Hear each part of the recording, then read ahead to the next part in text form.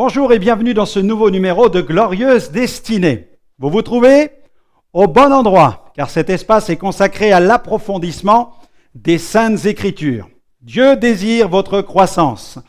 Et aujourd'hui, je vais continuer à traiter de ce sujet intitulé « Les tueurs de foi ». Dans les émissions précédentes, j'ai déjà abordé plusieurs de ces tueurs. Tueur numéro 1, la tyrannie du péché. Tueur numéro 2, le commerce avec la chair. Tueur numéro 3, l'offense. Tueur numéro 4, la crainte et l'intimidation. Aujourd'hui, nous allons poursuivre cette étude en abordant le dernier de ces tueurs de foi. Il s'agit des géants de doute et d'incrédulité. Allez, vous êtes prêts? Nous allons remettre ces moments entre les mains de Dieu. Seigneur, merci pour la présence de ton esprit. Merci pour le ministère de ta parole. Et je prie que ta parole puisse faire jaillir la foi dans le cœur de tous ceux qui nous écoutent, là où ils sont dans le monde, devant leur écran d'ordinateur ou leur écran de télévision, que tu puisses maintenant leur parler au moyen de ta parole pour maximiser leur foi, afin que leur foi devienne une foi solide et qu'ils soient capables de faire face à tous ces géants de doute, à tous ces géants d'incrédulité, d'intimidation et de peur. Seigneur, que ta parole leur donne d'être victorieux maintenant par la puissance du nom de Jésus. Amen. Amen. Gloire à Dieu. La Bible dit que la foi, c'est une ferme assurance. La ferme assurance des choses qu'on espère, une démonstration de celles qu'on ne voit pas. Une approche intellectuelle de la foi reste inefficace si cette approche n'est pas suivie d'une démarche spirituelle. Si vous venez d'apprendre à nager dans un livre, je vous déconseille vivement de vous jeter à l'eau dès que l'occasion se présentera à vous, surtout si vous n'avez pas pied. Si vous décidez de plonger quand même, je crains que vous n'ayez même pas le temps de vous souvenir des enseignements de votre première leçon. Pourquoi? Eh bien, parce que nager, ça s'apprend. La foi, comme la natation, réclame de l'exercice. La foi tire sa puissance d'une batterie divine inépuisable, la parole de Dieu. Sans la parole de Dieu, la foi ne peut rien. Grâce à elle, elle peut emmagasiner de l'énergie. C'est alors qu'elle est prête à remplir sa fonction. Ensuite, lorsque vous l'exercez, elle se met en mouvement et c'est à ce moment-là que la foi est en mesure de libérer la puissance de Dieu. Vous pouvez disserter sur la foi, lire des livres sur le sujet, écouter les meilleurs sermons, mais ce que Dieu attend de vous, c'est que vous l'exerciez. Regardez ce que déclarait le revivaliste George Whitefield au sujet de la foi. Il avait l'habitude de dire ceci: la foi est l'anticipation confiante des choses qu'on espère. Et il ajoute, la conviction ferme des choses qu'on ne voit pas. La foi, une anticipation confiante. Je vous propose donc de marcher une pause musicale avec Louise Binden qui nous chante un chant intitulé « Confiance ». On l'écoute maintenant.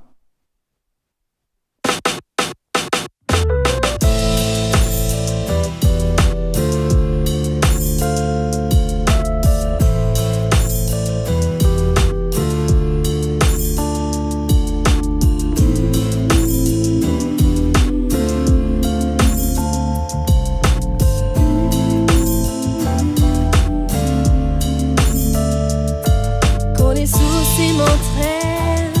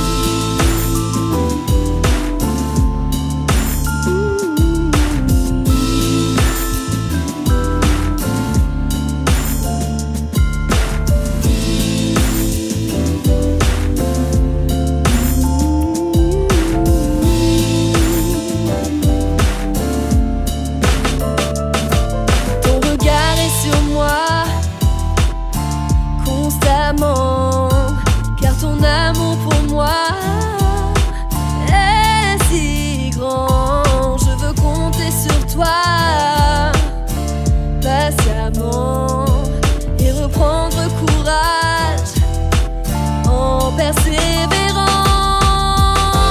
Et je me rappelle dans les jours orageux que derrière les nuages le ciel est bleu.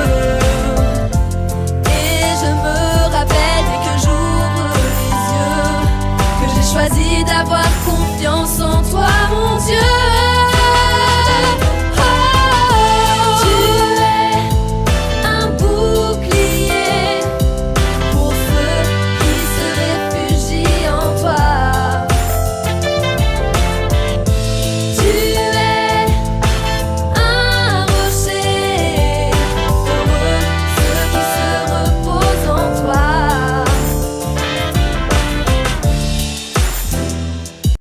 Merci à Louise pour cette invitation à faire confiance au Seigneur. La Bible nous dit que la foi, les anciens l'ont possédée. Elle n'est donc pas une nouveauté, mais elle demeure très actuelle.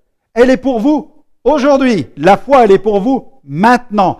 La foi ne se démode pas. Elle traverse toutes les époques. La foi, elle reste jeune. Alléluia.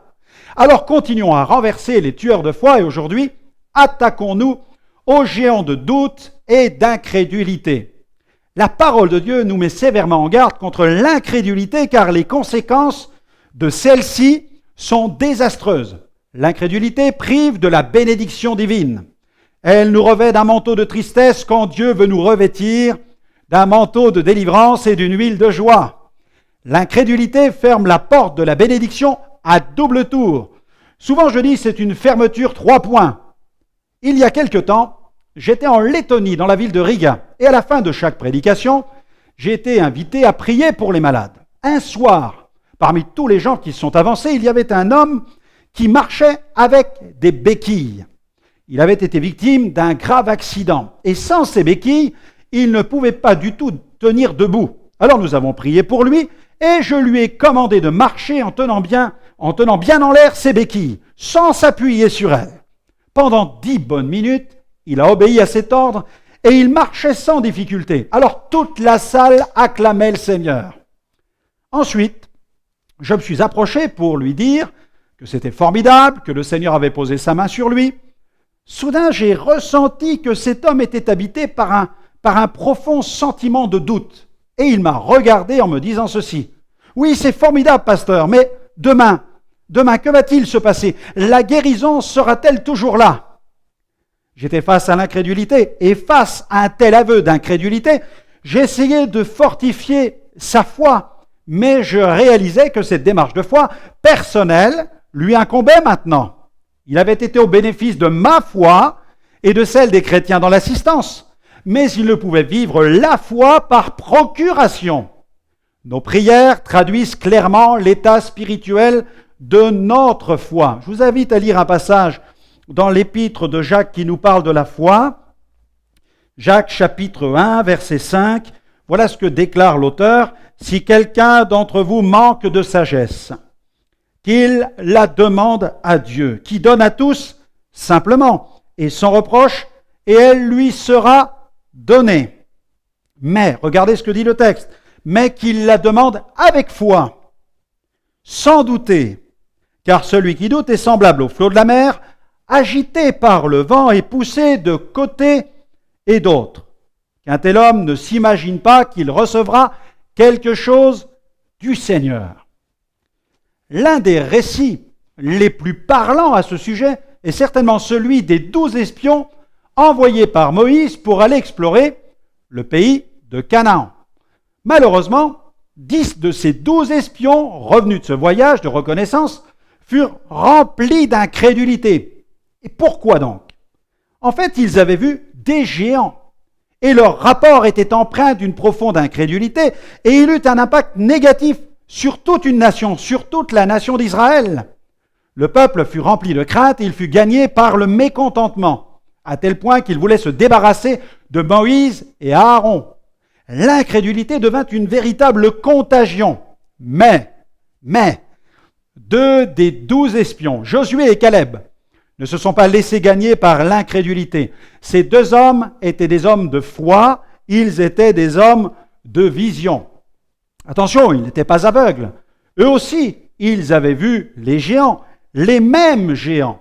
Mais ces géants ne les ont aucunement impressionnés. Ces cibles étaient trop grandes pour être manquées au jour de la bataille.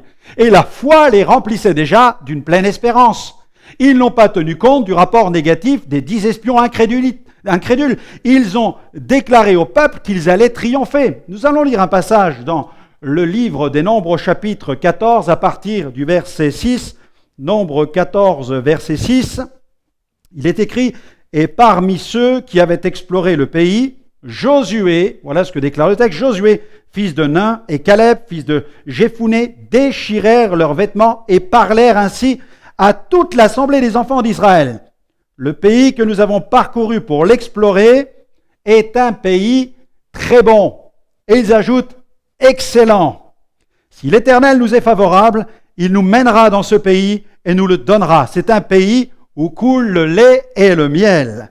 Seulement, c'est important ce qu'ils disent, ne soyez point rebelles contre l'Éternel et ne craignez point les gens de ce pays, car ils nous serviront de pâture. Ils n'ont plus d'ombrage pour les couvrir. L'Éternel est avec nous, ne les craignez point. Amen. Malheureusement, les enfants d'Israël ont davantage prêté l'oreille au rapport d'incrédulité des 10 espions qu'au rapport de foi de Josué et de Caleb. La sanction divine fut sans appel. Elle frappa tous ceux qui furent gagnés par l'incrédulité. Toute une génération périt dans le désert. Elle n'entra pas dans le pays promis. Dans le livre des Nombres, toujours au chapitre 14, au verset 23, voilà ce que déclare l'Éternel. « Tous ceux-là ne verront point le pays que j'ai juré à leur père de leur donner. Tous ceux qui m'ont méprisé ne le verront point. Et parce que mon serviteur Caleb a été animé, regardez ce que dit le texte, d'un autre esprit, et qu'il a pleinement suivi ma voie, je le ferai entrer dans le pays où il est allé, et ses descendants le posséderont. Gloire à Dieu. » L'incrédulité, en fait, c'est comme une foi à l'envers. Savez-vous que l'incrédulité produit, elle porte une récolte. Il s'agit d'une moisson faite de quoi? De peur, de défaitisme, de doute, de passivité, agrémentée d'échecs, de faillites, de maladies, de mort et même de tourments. Mais ce genre de moisson ne m'intéresse pas. Et je pense que vous aussi. En effet, le chapitre 11 de l'Épître aux Hébreux mentionne que les héros de la foi ont vaincu des royaumes. Ils ont guéri de leurs maladies. Et cela grâce à quoi? Grâce à la foi. Ça m'intéresse. Et vous aussi, j'en suis sûr. Il est simple de conclure que s'il ne l'avait pas fait fonctionner, cette foi, la maladie, la mort et bien d'autres fléaux auraient eu raison d'eux. Regardez ce que Jésus a déclaré dans Jean chapitre 3, versets 18 et verset 36. Jésus déclare « Celui qui n'a pas cru au Fils de Dieu est déjà jugé, parce qu'il n'a pas cru au nom du Fils unique de Dieu, et la colère de Dieu demeure sur lui. C'est pourquoi l'enfant de Dieu ne doit jamais laisser cet esprit d'incrédulité, cette mentalité, cet état d'esprit, cette attitude incrédule s'installer dans son cœur. » Jésus a mis en garde ses disciples contre les dangers même de l'incrédulité. J'ai ici toute une liste aux disciples qui furent saisis de crainte lors d'une tempête. Jésus déclare « Pourquoi avez-vous peur, gens de peu de foi ?» Et le texte dit « Alors il se leva, menaça les vents et la mer, et il y eut un grand calme. » À Pierre, qui marche sur les eaux, mais qui ensuite s'enfonce parce qu'il doute, Jésus dit « Homme de peu de foi, pourquoi as-tu douté ?» À Thomas, qui a fait cette déclaration parce qu'il doutait de la résurrection, « Si je ne vois, je ne croirai point. » Jésus répond ceci, « Ne sois pas incrédule, mais crois. » Aux disciples encore, qui doutent de la résurrection de Jésus, la Bible dit que Jésus leur reprocha leur incrédulité et la dureté de leur cœur parce qu'ils n'avaient pas cru ceux qu'il avait vus ressusciter. Toujours aux disciples, parce qu'ils ne purent libérer un enfant possédé, Jésus dit ceci, « Race incrédule et perverse, Jusqu'à quand serai-je avec vous?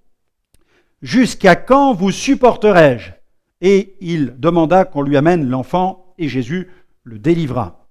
À l'apôtre Pierre, Jésus promet qu'il fortifierait sa foi pour que celle-ci, cette foi, ne défaille pas.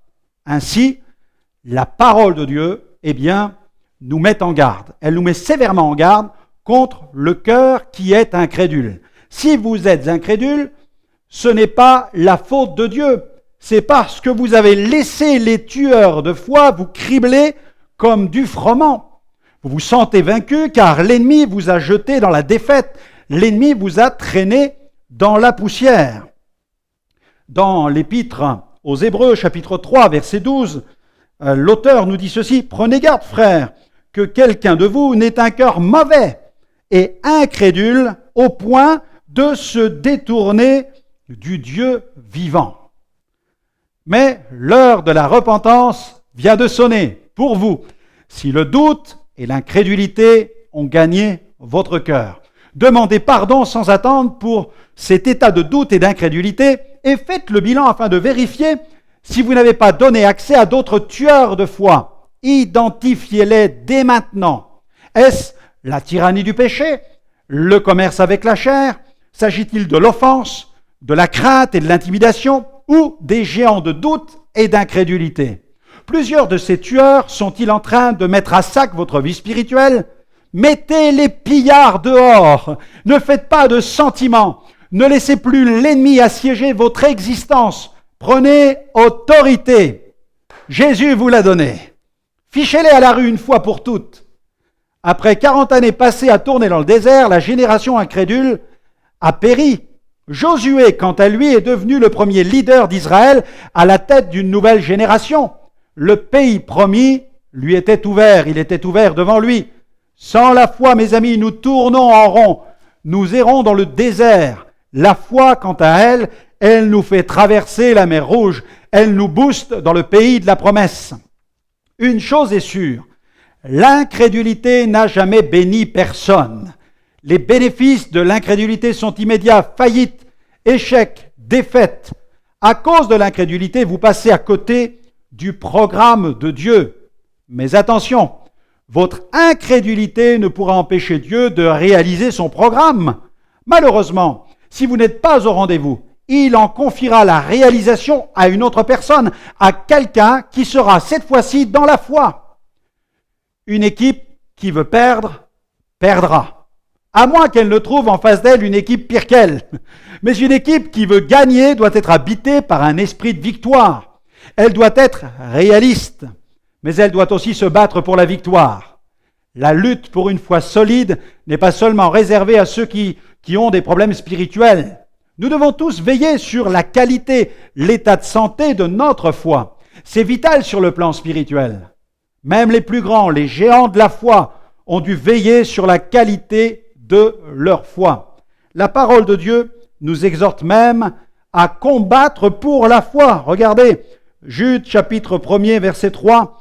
Voilà ce que déclare l'auteur. « Bien-aimés, comme je désirais vivement vous écrire au sujet de notre salut commun, je me suis senti obligé de le faire afin de vous exhorter à combattre pour la foi qui a été transmise aux saints une fois pour toutes. » L'apôtre Paul, lui, exhorte les chrétiens à procéder à ce que j'appellerais un check-up spirituel en ce qui concerne la foi.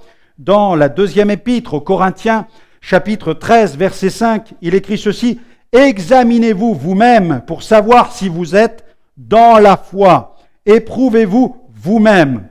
Ne reconnaissez-vous pas que Jésus-Christ est en vous, à moins peut-être que vous ne soyez réprouvés. » Nous avons vécu une expérience inoubliable dans un pays africain.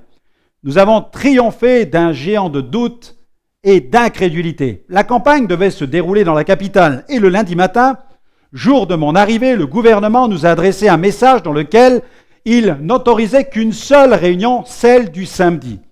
Les réunions programmées les jours ouvrables étaient interdites.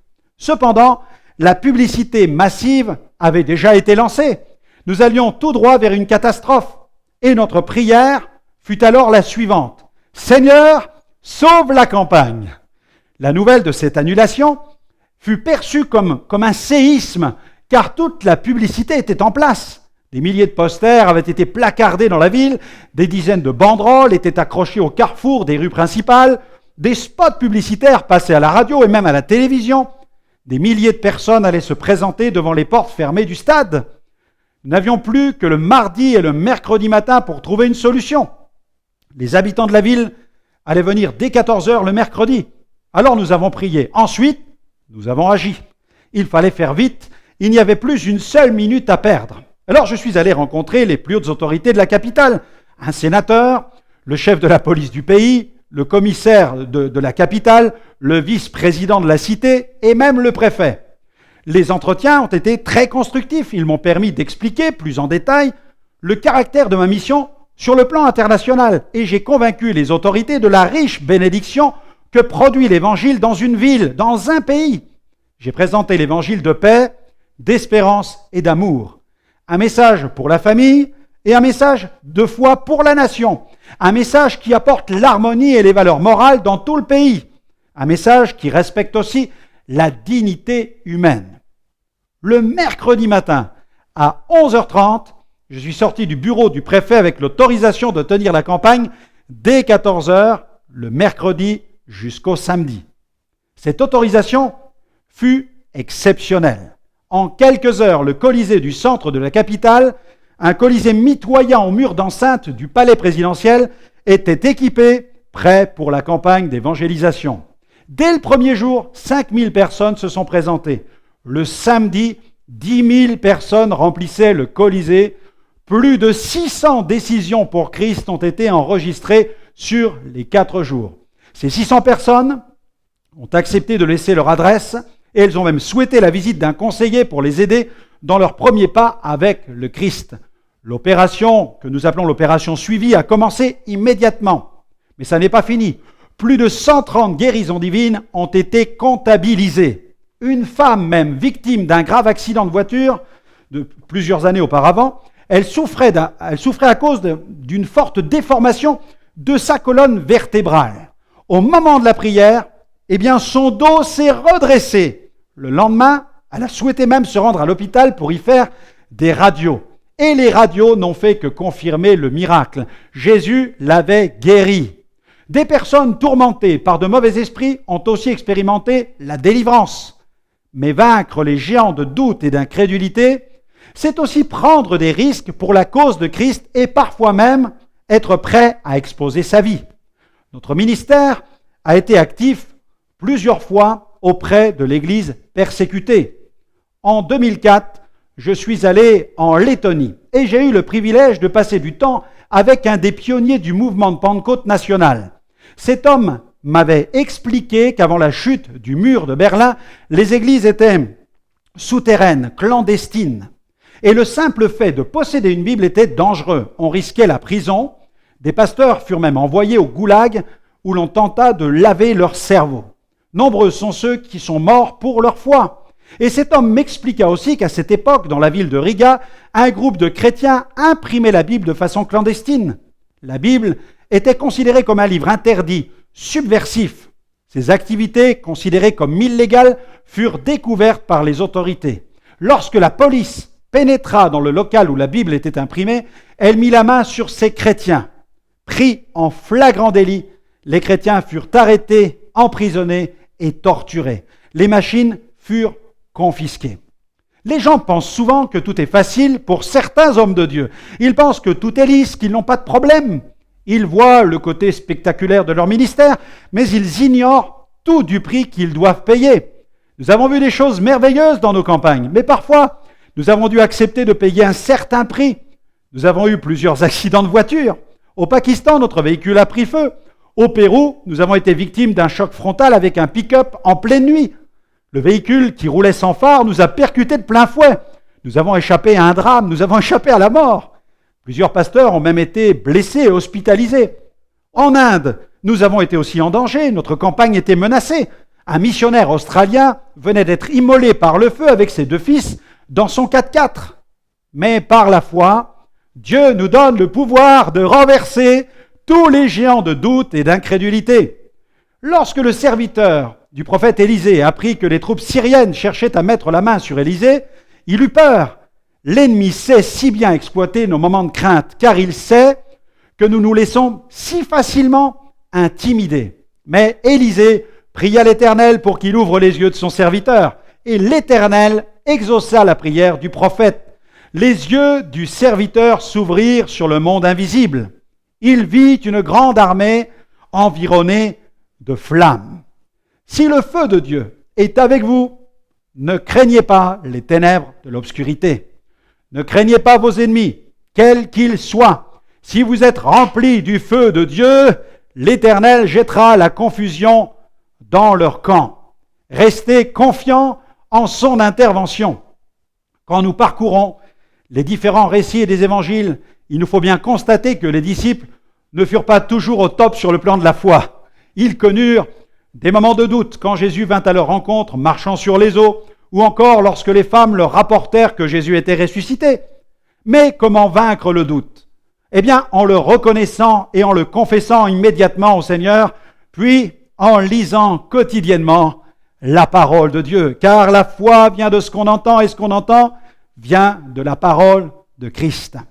Nous nourrissons notre corps chaque jour. Pourquoi en serait-il autrement de notre âme ? L'incrédulité n'est pas quelque chose qui prend place soudainement dans la vie du croyant. Elle est souvent le résultat d'une succession de doutes. À l'image de l'incrédulité, la foi, ne nous tombe pas dessus ou sur la tête sans savoir pourquoi. La foi doit s'entretenir, elle doit se développer et elle doit se construire. Sa croissance suit des étapes, tout un processus alimenté par la parole de Dieu. Amen. Alors j'espère que cette nouvelle émission vous aura encouragé à poursuivre le bon combat. Lequel ? Le combat de la foi. Si vous souhaitez accéder à davantage de ressources, alors n'hésitez pas à nous retrouver sur notre site internet www.gospelvision-international.com. Vous pourrez y retrouver de nombreuses émissions en replay. Alors, à très bientôt dans une prochaine émission. Que Dieu vous bénisse.